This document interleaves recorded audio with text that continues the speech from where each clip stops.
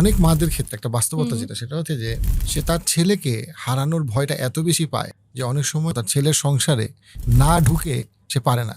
তার কাছে মনে হয় যে এই আমার ছেলেটাকে আমি এত কষ্ট করে বড় করছি, ছেলেটা চলে গেল।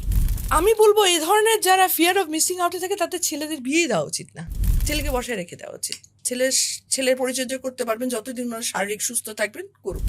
যদি বিয়ে দিয়ে না, একটা তো ছেলের জীবনটা হেল হয়, এবং যে বাচ্চাটা আসে, যে মেয়েটা আসে, সেই মেয়েটার লাইফটাও নষ্ট হয়ে যায়। যখন মনে রাখতে হবে এই মাগুলোর ক্ষেত্রে আমি বলবো যে ছেলেটা হয়ে যায় অবস্থা খারাপ। এইখানে আবার আমি ছেলেটার পক্ষে চলে গেছি, কারণ বেচারা ছেলেটা না কোন দিকে যাবে, ওর হয়ে যায় না যে পাটায় পুতায় পিসাপিসি মরিচের যান শেষ, এই ছেলেটা হয়ে যায় পাটা পুতার মরিচা।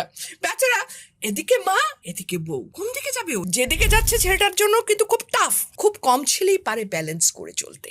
ব্যালেন্স করাটা এত সহজ না রে ভাই।